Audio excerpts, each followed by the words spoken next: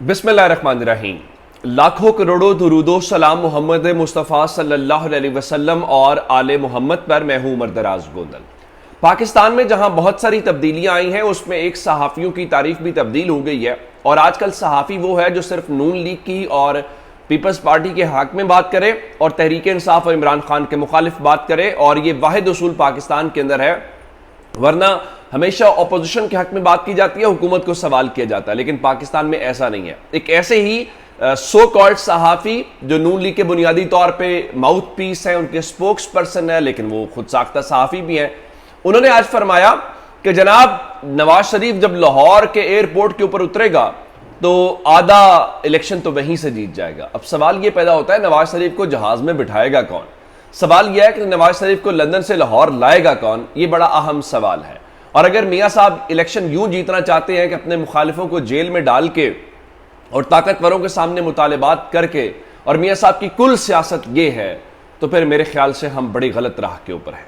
और मैं आपको बताना यह चाहता हूं कि एक बार फिर खान साहब को खबर हो कि नया ऐलान है। ये कैसा इमरान खान है जो जेल में बैठा हुआ भी इनके आसाब जो है वो हल्के नहीं होने दे रहा। आपको याद होगा खबर आई थी कि नवाज शरीफ जो है वो 15 अक्टूबर को पाकिस्तान वापस आ जाएंगे, और ये जो खबर है इसका ऐलान खुद शहबाज शरीफ ने, जो पार्टी के सदर हैं और उनके भाई हैं शहबाज नवाज शरीफ के, उन्होंने किया। लेकिन अब आपको एक नया ऐलान आपके गोश गुजार करना चाहते हैं कि जनाब एक बार फिर रद्दोबदल हो रहा है और नवाज शरीफ की वतन वापसी की नई और हतमी तारीख जो है उसका ऐलान आइंदा 10 रोज में फिर किया जाएगा।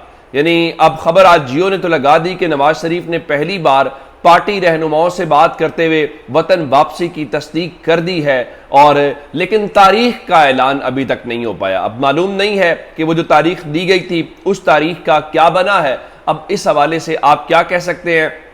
और ये आपस में भी लड़ना शुरू हो गए हैं पीपल्स पार्टी और नून लीग वाले, लेकिन लोग बड़े समझदार हैं, लोगों को पता है ये लड़ नहीं रहे, ये इलेक्शन का माहौल बना रहे हैं। ये वही लोग हैं जो हुकूमत में एक साथ अब ये कहते रहे कि जी वो तहरीक अदम एतमाद तो उसके कहने के ऊपर आई थी, तहरीक अदम एतमाद उसके कहने के ऊपर आई थी। असल खबर ये नहीं है। असल खबर ये है कि ये सब वो सेनेटर इरफान सिद्दीकी के बकौल इन्होंने हुकूमत जो बिरयानी की देख थी उसकी सब ने बोटियां खाई हैं। अब ये जो मर्जी कहते रहे। अब वो तलाल चौधरी कह रहे थे बिलावल भुट्टो को नहीं पता था कि नई मरदमशुमारी नोटिफाई होगी तो हल्का बंदियां होंगी, जिस पे पीपल्स पार्टी की तरफ से जवाब आया कि तलाल चौधरी साहब आप जो है वो इन बातों को छोड़ें, आप जरा अपनी सारी जो तवज्जो है वो तंजीम साजी के ऊपर दें। तो ये बुनियादी तौर पर इनका एक दूसरे के ऊपर जाती ये चीजें करना, ये सब कुछ चलता रहता है।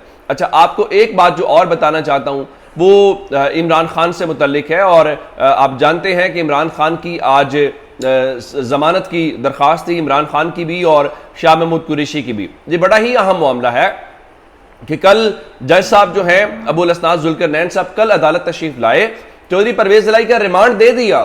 कल वो अवेलेबल थे, वो परसों भी अवेलेबल नहीं थे जब इमरान खान की दरखास्त जमानत के ऊपर समाअत होनी थी, और आज फिर जज साहब अवेलेबल नहीं है। तो सवाल ये पैदा होता है कि जिस तरीके से हमायूं दिलावर जो है वो दिन रात एक करके उन्होंने उनके केसेस की समाअत की, तो अब जज साहब कहां चले गए हैं? जब एक शख्स कह रहा है कि मेरे केसेस की आप समाअत करें, तो आज भी जो अबुल असनाद जुल्करनैन साहब हैं वो अदालत में मौजूद नहीं है, और इमरान खान और शाह महमूद कुरैशी की जो दरखास्त ज़मानत है वो बगैर किसी कार्रवाई के, अब अंदाज़ा करें कि उस हवाले से उसके ऊपर कोई समाअत नहीं हो सकी, और बगैर किसी कार्रवाई के वो 11 सितंबर तक जो है वो मुलतवी हो गई है। अब 11 सितंबर को क्या होगा? 11 सितंबर को भी बताया जा रहा है समाअत तो जरूर होगी, लेकिन इमरान खान की जमानत का इम्कान वहां पे मौजूद नहीं है, और शायद ऑफिशियल सीक्रेट एक्ट के जो जज हैं वो इस मामले को टेकअप उस तरह से ना कर पाए, और ये मामला कोर्ट रिपोर्टर साकिब बशीर साहब के मुताबिक ये एक बार फिर हाई कोर्ट में जाता हुआ दिखाई दे रहा है। और हाई कोर्ट जाने का मतलब ये है कि वहाँ पे जस्टिस आमिर फारूक साहब होंगे, और जस्टिस आमिर फारूक साहब जो हैं फिर आपको पता ही है इंसाफ फराहम करते हैं, भरपूर इंसाफ करते हैं, और बड़ी तेज़ी के साथ फास्ट ट्रैक के ऊपर चीज़ों को देखते हैं। इस हवाले से मेरे ख्याल फर्दर कोई उस किस्म की हमें ज़रूरत नहीं है। अब ये भी एक अजीब बात है कि जो जज साहिबान हैं वो नहीं बैठ रहे, बल्कि जिसका केस है वो कहता है जी मैं उस हवाले से। अच्छा, उससे हट के आज पंजाब भर की अदालतों के अंदर जो है वो हड़ताल हो रही है। पंजाब नहीं बल्कि सुप्रीम कोर्ट की कॉल के ऊपर, सुप्रीम कोर्ट बार एसोसिएशन के ऊपर, मिसाल के ऊपर पंजाब बार काउंसिल जो है उसने भी हड़ताल की कॉल दी। तो लाहौर की मातहत अदालतों में जुज़वी हड़ताल जारी है, क्योंकि ये महंगाई के खिलाफ आवाम के साथ इज़हारी यकजहती की कॉल है। इसी तरह से इस्लामाबाद बार काउंसिल की हड़ताल है। हर जगह पर इस किस्म की सूरत हाल हमें नजर आ रही है। मैं आपको एक बात बताना चाहता हूं, बताया गया कि जो सऊदी शहजादा मोहम्मद बिन सलमान है उन्होंने इंडिया जाना है, तो वो कुछ देर के लिए पाकिस्तान रुकेंगे। फिर बताया गया नहीं, उनका पाकिस्तान आने का इरादा था, लेकिन चूंकि वो इंडिया नहीं जा रहे तो वो पाकिस्तान नहीं आएंगे। मैं आपको बताना ये चाहता हूं कि मोहम्मद बिन सलमान जो है वो इंडिया पहुंच चुके हैं। सिर्फ वो नहीं बल्कि जो दुनिया की 20 बड़ी मईशतों के सरबराह हैं वो इस वक्त इंडिया के अंदर बैठे हुए हैं, और वहां पे आज G20 कॉन्फ्रेंस का आगाज हो गया है। और पाकिस्तान का मीडिया आपको क्या बता रहा है? वो बता रहा है जी फलां नहीं आया, तो वो फलां नहीं आया तो भारत की वो कॉन्फ्रेंस मान पड़ गई है जी, वो उन्होंने न्यू दिल्ली को जो है वो एक छावनी के अंदर तब्दील कर दिया है। असल मामला ये नहीं है। असल मामला ये है कि दुनिया की लीडरशिप वहां पे बैठी हुई है, और आपके पास पिछले 5 सालों में उनमें से कितने लोग आए हैं, मेरे ख्याल से ये इसका फैसला आप कर सकते हैं। ये सऊदी अरब हो, ये बाकी सारे दोस्त आपके जो हैं ये आपकी तरफ देखते थे, लेकिन अब उनको आपकी तरफ देखने की ज़रूरत नहीं है। और आप जिस तरह से मिसाल के तौर के ऊपर आप क्यों आपकी तरफ देखें? आप तजर्बात करें, पार्टियां तोड़ें, पार्टियां बनाएं, चलती हुकूमतों को गिराएं, और उसके बाद आपको लगता है कि दुनिया आपको इज्जत देगी, दुनिया आपको एक महज़ब मुआशरे की तरह देखेगी। तो ये आपकी गलत फहमी है। आप लगे रहें और कुछ तजर्बात कर लेंगे, 10 साल, 20 साल, 30 साल, 40 साल, एट दी एंड कहीं जाके इस मामले को सेटल डाउन होना है। वो कब होना है, कैसे होना है, वो अब ज़ाहिर है कि इंसान तो नहीं जानते। अब ज़रा अंदाज़ा लगाइए कि आजकल बताया जा रहा है जी मईशत के ऊपर बड़ा ख़ास तवज्जो है। अब निगरान जो इस वक्त वज़ीर सनअत व तिजारत गौहर एजाज हैं, उन्होंने कामरान खान के शो में बैठ के कहा है कि 2022 में हमारी 32 अरब डॉलर की बरामदात थी, हमारी GDP ग्रोथ 6% थी, हर तरफ हमें खुशहाली नजर आ रही थी। ये कौन सा दौर था? ये वही दौर है जिसको आप गद्दार इमरान खान को कहते हैं। ये वही दौर है जिसको अपने मुकदमात में फंसाया हुआ है, जो पाकिस्तान को ट्रैक के ऊपर चढ़ा रहा था, जो कहते देखे आप डॉलर को नीचे लेके आ रहे हैं, ले आए, लेकिन जब आपकी आमदन नहीं होगी तो डॉलर कैसे स्टेबल पाकिस्तान में हो सकता है? ये वक्ती रिलीफ तो आपको दे सकते हैं, ये पैराडोल से तो मसले का हल निकाल सकते हैं, ये लॉन्ग टर्म हल नहीं है। और लॉन्ग टर्म हल वही है जो इमरान खान कह रहे थे कि आमदन बढ़ाओ लोगों की।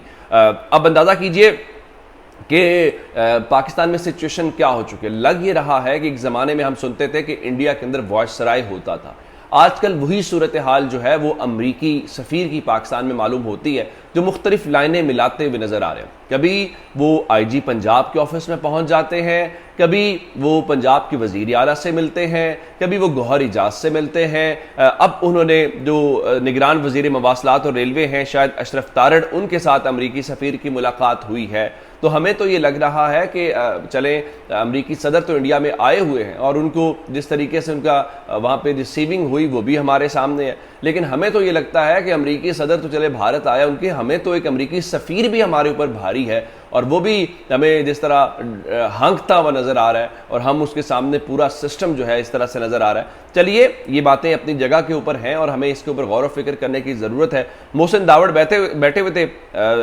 आसमा चौधरी के साथ टेलन न्यूज़ के ऊपर, तो वहाँ एक आखिरी सवाल जो प्रोग्राम का कंक्लूडिंग था वो बड़ा ही दिलचस्प था। उन्होंने उनसे पूछा कि मोहसिन दावड़ भी वही शख्स है ना जो इमरान खान की हुकूमत गिराने के बाद 174 की सेल्फी लगा रहे थे, तो अब ये लोग, ये सारे इन्होंने क्या किया? इन्होंने एस्टैब्लिशमेंट की तमाम ख्वाहिशात को पूरा किया, सब कुछ किया, अब ये अपनी तरफ से इस किस्म की चीज़ें कर रहे हैं। तो उनसे ये सवाल पूछा गया कि पाकिस्तान के मामलात को इस वक्त कौन चला रहा है।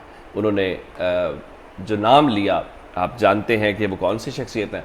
तो अब ये चीज़ें कहने का मतलब ये बहुत खुल के हैं, कोई इस किस्म का पाकिस्तान में कोई लिहाज या वो चीज़ें नहीं रह गई। ज़ाहिर है जब आप चीज़ों को इस तरह से टेक ओवर कर लेंगे, कंट्रोल कर लेंगे, तो फिर वो लोग इशारे भी तो आपकी तरफ ही करेंगे। अपना बहुत सा ख्याल रखिएगा। खुदा हाफिज़।